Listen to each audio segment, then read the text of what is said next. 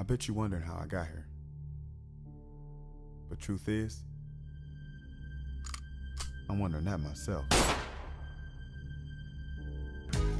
I have a problem that concerns two ladies.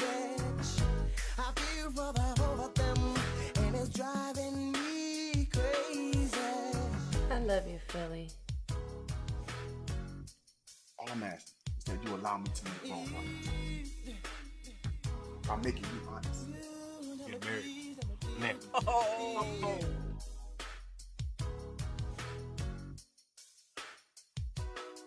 I like that bow tie, brother.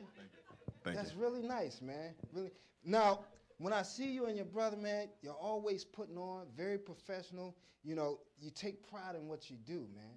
I gotta commend you on that. Appreciate it. Very Thank you. much, very Thank you. much so. Now, you covered the soul of a woman, Okay. right? I did. I like that too. How many was hip to that soul of a woman that went down? I think about a year or two ago. Yeah, it was last year. That's when I got hip to you before then, but that's when I first met you. Okay. And I was impressed, you know, Thank and you. I'm glad we finally able to rap now, you know. So let's take it back a little bit. Tell me how you started, man.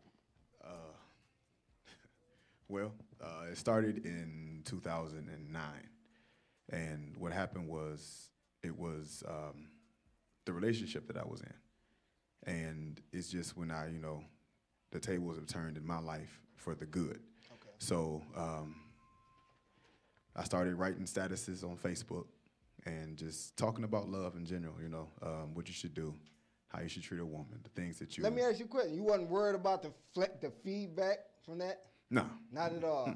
Nah. Because you were coming from the heart and things. Yeah, I mean, and then at that time, Facebook really wasn't, popular, Right. at least on my end. So my circle was really my friends. So I wasn't really worried about anything.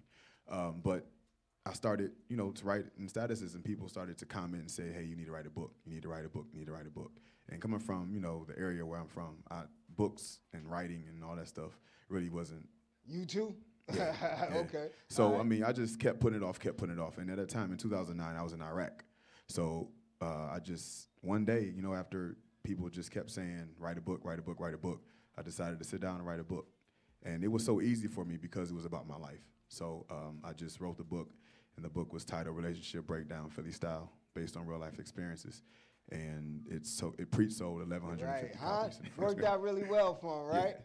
Right. Now, at the same time, you're working on your mental state, you're working on your emotions and everything like that, but you also work out in a physical way. Mm-hmm. Now, tell us a little bit about that.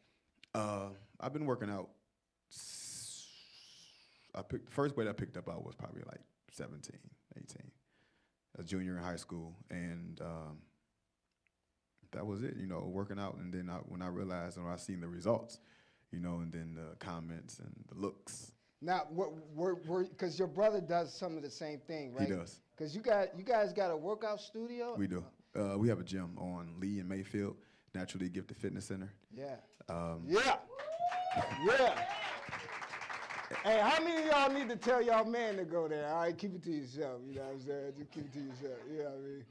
Yeah. So, and the gym itself has been a blessing to me because, like, when you go there, I don't really talk about the things that I do personally as far as Philly Weeden. I don't really use that as a platform to elevate the things that I'm doing. Right. I use that as a platform to help other people. So, I mean, me being a trainer, me being, some people don't like the things that I've, they're not used to the things that I'm accustomed to doing as Right. far as, to me, my training style is very aggressive.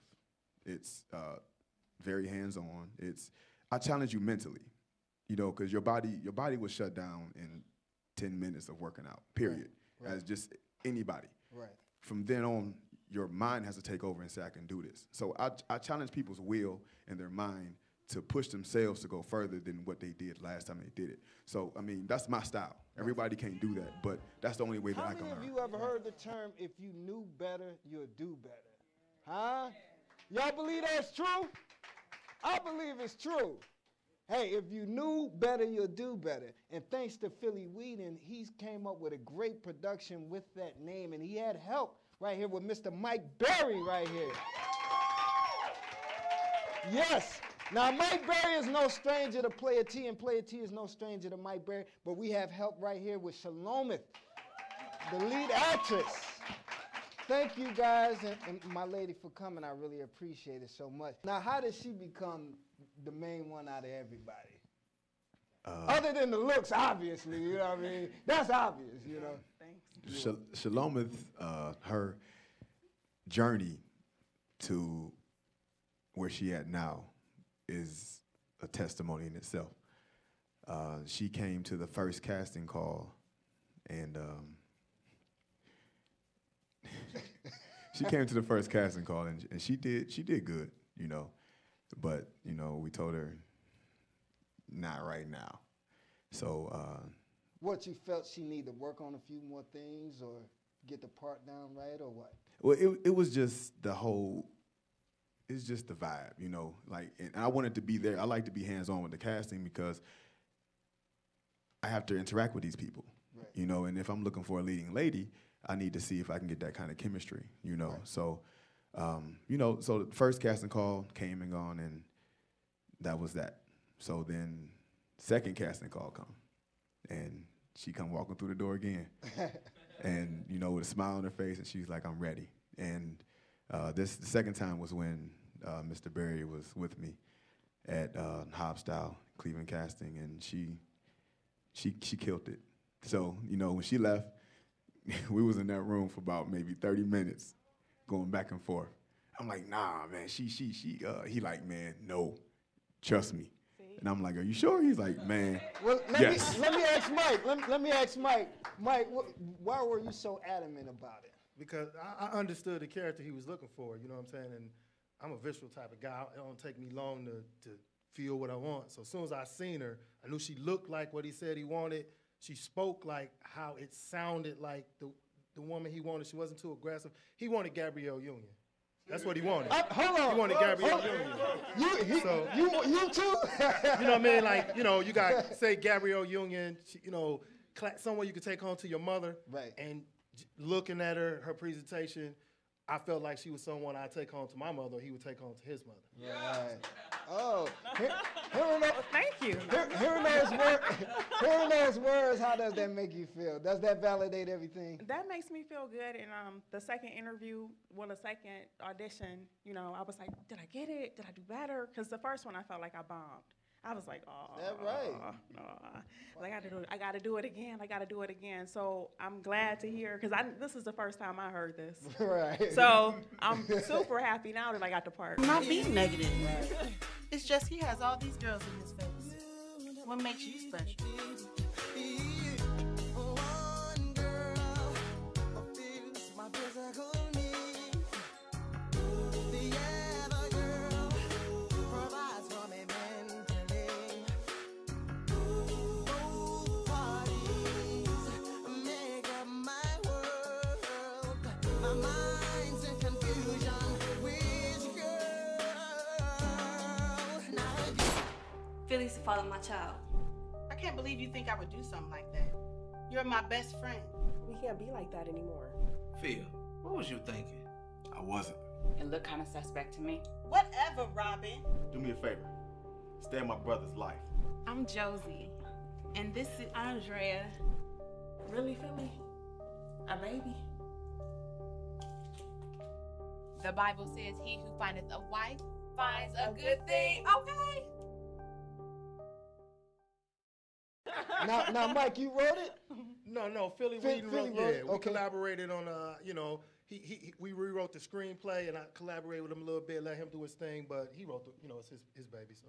Right. Big, huh? Yeah. Now, looking at the trailer and everything, great cinematography. Thank you. Off the hook, man. Thank I was you. really impressed, man. Straight up. Great cinematography, great work, really. Now, where do you look to go with this? Are you taking it to the film festival? What do you look? You taking it straight to DVD? You know, what is it going to look like? Well, it's hard to say that. Projects like these got to take legs of their own, and they go where they want to go. It's like saying we're going to shoot something, make it viral. You can't make nothing viral. So Philly Weeden is a machine. He has a machine. I second that notion. And, you know, when Philly came to me, I understood that to be a cog in the wheel of Philly's machine is a good thing. Right. And it's a good thing for her. Philly is going to be what Philly is going to be. It's just, it's that. It is that. Right. And I knew that I needed to be a cog in that wheel. Right. And I understand that Philly is the type of guy, his projects have legs. Right. And this project has bigger legs, stronger legs, and will in fact take all of us one step further than Philly Weeden has ever been, Mike Berry, or Salome. So. Yeah. Now, Salome. Now, was it a stretch for you to reach for that character? I mean, hearing everything, was it a stretch for you to play the part, or did you really have to dig deep, or what was it? I would say it was a stretch and it was easy. When I read the synopsis of the character, I could relate to her because... Without giving your character away. Yeah, I'm not going to give the character away, but I could relate to her. So I was like, you know what, it kind of just felt right when I read what she was supposed to be, because in a lot of ways our life stories parallel. Right. But working with Mike and working with Philly, they stretch you. So, you know, they stretch you? They stretch you, they push you. Okay. So, yeah, they go hard. They go hard. They go hard. I'm trying to visualize that. Because yeah, I'm really, literally, you know, I'm really. Yeah, so I mean, like working with Mike as a director, a lot of times you would have an idea of what you wanted to do. And he was like, nah, nope, do it again. Nah, nope, do it again. Did you have any freedom, though, to exercise? Well, yeah, you had freedom, but it had to stay within the framework of the vision. Right. So, you know, it was an opportunity to grow as an artist, as an actress. And, I mean, I could identify with the character, so I would say it was balanced. Once the whole production came together and you were able to take a sneak peek at it, were you impressed? She didn't see no sneak peek. I have no idea. I don't know. Wow. I don't know. She didn't see those first 3 minutes. That's big. Like, to be honest, when we first started, people would be like, man, you doing a movie. And, you know, I was like, yeah, you know, I really didn't take it into heart until I actually went over his house and seen it. Then that's when I had the feeling like, I'm doing the movie. It lit up for you. Yeah. That cinematography stuck out to you. That's what I'm telling you. If you haven't seen it, those of you watching this webcast, if you go to YouTube, look at the trailer and everything, it's going to draw you in. You're going to want to see the movie. And the movie is set to drop November 8th, Saturday, November 8th at Solon Cinemas. Solon Cinemas. So get your date ready, you know. I might be free, ladies. Call me up. I might can go, you know. I might can go, you know. We want to thank you for coming on. I really appreciate it, and we look forward to the movie. Congratulations, you know. Yeah, she looked real fine, you know. Thank you, y'all. Yeah, King, I ain't hitting on the one. I'm just giving her props.